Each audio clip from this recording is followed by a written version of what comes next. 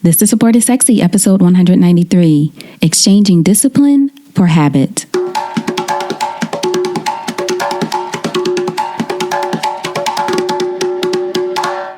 Welcome to Support is Sexy. I'm your host, Elayne Fluker, entrepreneur, author, and founder of Chic Rebellion Media.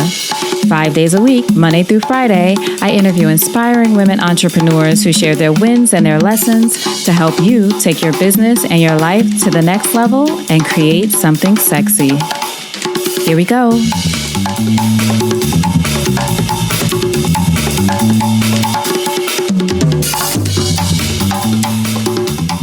Hi everyone, welcome to a new episode of Support is Sexy. I'm so excited to have you here.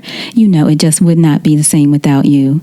And you know, I've been having a lot of conversations lately about discipline, whether it was directly about discipline or people talking about being disciplined with writing every morning, for example, or being disciplined about working out, or being disciplined about going on dates. There we go with that again. Or being disciplined about the things that they eat. So many things have come up around discipline and how we utilize it, how we incorporate it into our lives and certainly into our businesses. But what I've been thinking about lately, and I actually think I heard someone discuss this on another podcast that I listened to. You know, I listen to so many, but I think I heard someone else talk about this idea too, that discipline is really about being focused on forming new habits.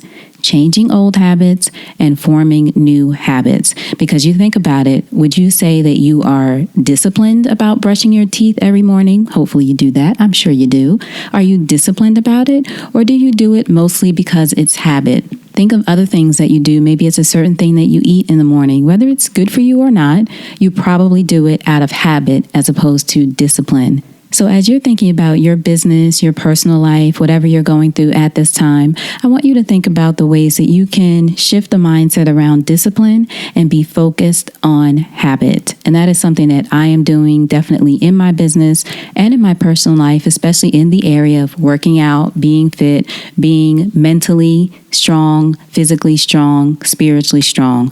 All of those things need to be as fit as possible for me and also for me to be my best in my business. So when I'm presenting myself, I want to feel great, strong, centered. So meditation, for example, is a new habit for me. It's something that I had to do for many, many days, and I missed many days, and I still someday might miss a day or do it in the evening as opposed to the morning.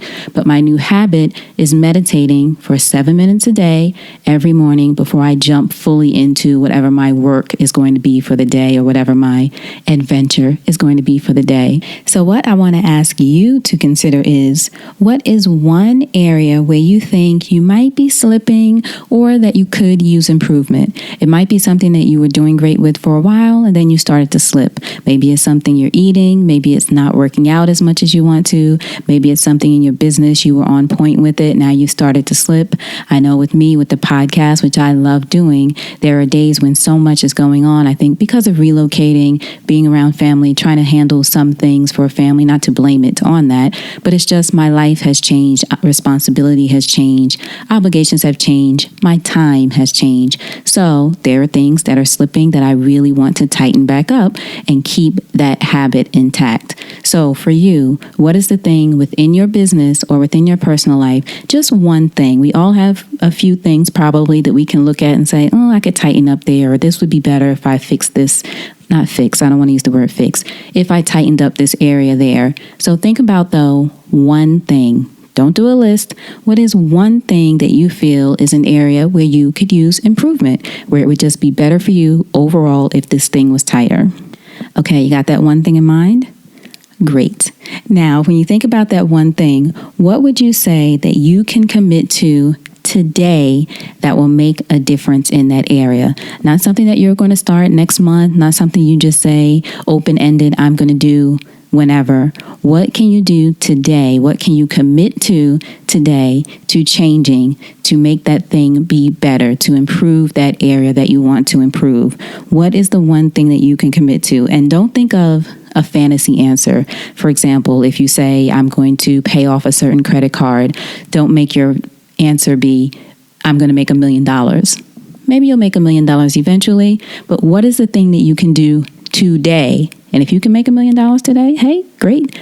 But otherwise, what is the very real answer of what you can do today? What can you commit to move you forward to improving that area, to getting into this new habit? Be real with yourself. Be honest with yourself. Know yourself. What can you do? What will you do? What must you do, right? What must you do in order to improve this area that is only going to make things better for you?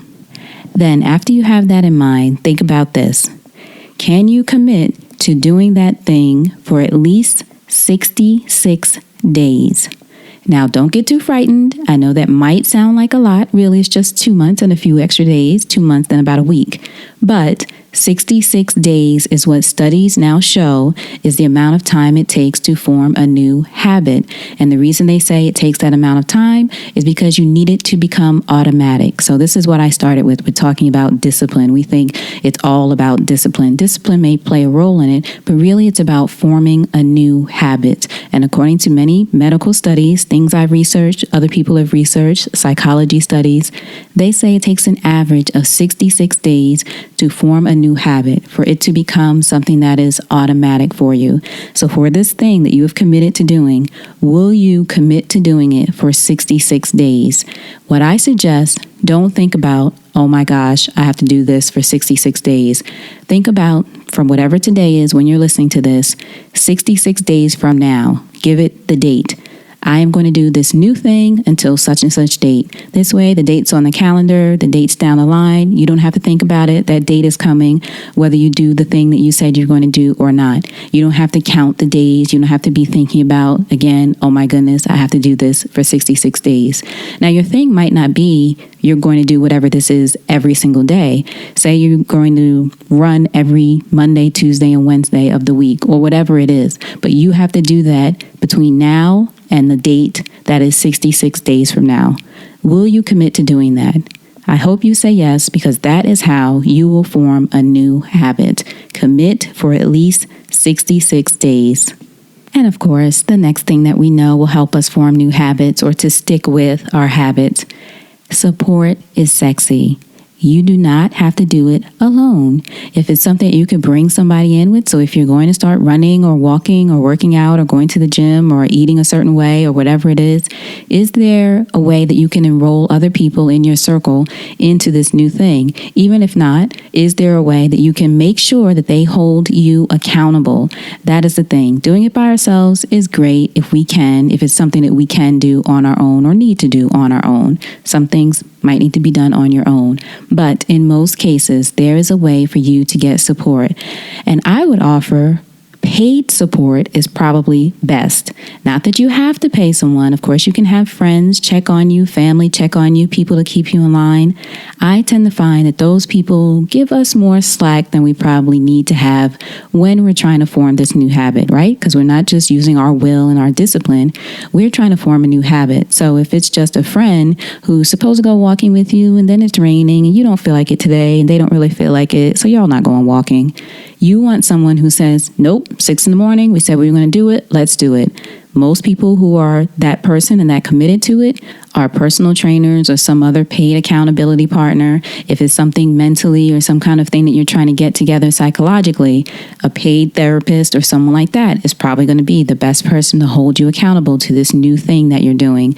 So give that some thought. Again, of course, it's not something that you have to do, but if it's possible and if it's something that you really want to commit to and form a new habit, getting paid support during that time might be a great way to do that. Or if it's not individual support, there are plenty of groups for almost everything now, whether it's a Facebook group or some other kind of group, plenty of groups that can probably support you in doing whatever this new habit is that you want to form. So if you want to do the research, that's another way to get support. But you want to make sure you have some kind of support around this so you're not trying to form this habit all on your own. And another part of this is we're human, so you may slip up during that time. The thing is, not to beat yourself up, don't trip, recommit. That is what I say. Don't trip, recommit. Wherever you slipped, wherever you didn't do something someday, or like I said, it was raining, you didn't go for a walk, you didn't feel like it, Do a make good. Will you go the next day? Will you go the day after? How will you make up for that thing that you missed? It's funny because I do that even with myself. If it's a podcast episode, if it's a workout, whatever it is, try to make good on your promise to yourself. And that's the thing. This isn't a promise or a commitment to anyone else. This is a promise to yourself, which is often the ones that are easiest for us to break. But you want to remain committed to this, but you don't want to beat yourself up if you slip. And in fact, again, studies show that people often do slip during this time. You're trying to make a new habit. It's not going to be easy. You're doing it over the course of the 66 days until your date. So there will be days, whether it's within your power or not, that you slip. Recommit and keep going, because this is something that you want to make happen. And people find in these studies that having a slip does not derail the whole process. So it's not like you say, oh, I messed up this day, I have to start over from day one. Keep going, do and make good, recommit. And during that time, when you do have a slip, I will be honest and say there may be times where you don't want to beat yourself up ever. We don't allow beat ups around here. You know that. But you may have moments where you feel like, oh, I messed up. I didn't do that thing. I really promised that to myself. You have moments where you may regret it or feel guilty about it. Always keep your end goal in mind, though. Don't let it get you so down that you give up. That's the thing. You're human. You might get down about whatever it is. Keep going. You're going to recommit, but always have your end goal in mind. That is what you're going to look at. Not even your end goal, just that date that you're trying to get to, but that end goal of that new habit that you're creating for yourself, this new way you want to feel, this new way you want to be, this new thing you want to do, this new thing you want to create. This new habit is what your end goal is going to be, and you're going to keep that in mind. And lastly, I'll say the same way that you don't want to give up whenever you slip, you want to remember to celebrate your success. And that's not just at the end, not just at the finish line, that is along the way. So if you commit today, that's cause for a celebration. Don't go crazy and do any of those bad habits that you might have, but celebrate yourself. Yes, I'm committing to doing this for myself to make myself feel better, improve in all the ways that I want to improve. Then when you do that thing the first time, the third time, the seventh time, the 10th time, celebrate that in your own way. Acknowledge that you're doing something really good for yourself. You're forming this new habit to move you forward. It's not about discipline. It's not just about willpower. You've decided that you must do this in order for yourself to improve, and you know that you're capable of doing this. That is another thing. You can do it. Whatever it is, figure it out, get support around it, have an accountability partner, as we talked about, whatever that looks like, and commit to doing this, knowing that you're doing this for yourself. You're forming this new habit for yourself. You have your end goal in mind, and it's going to feel amazing when you get there. All right. Thank you all so much for listening. I truly appreciate you. For more from Support is Sexy, go to supportissexypodcast.com. You can see more episodes there. You can see resources there. You can see interviews with other inspiring women entrepreneurs. And while you're there, please go to the top and click subscribe so you can subscribe to our email list so you don't miss an episode. You don't miss any of the upcoming events that we have this spring. You don't miss anything. I never spam. It's only the good stuff. So be sure to subscribe, and you'll also get access to our free mastermind, which is our Facebook group where we ask each other questions about anything, and everyone chimes in with their support. Because support is sexy, and having it all doesn't mean doing it all alone. All right, again, thank you so much for listening. I will talk to you soon. And until then, you know what to do. Go out there and create something sexy. Take care.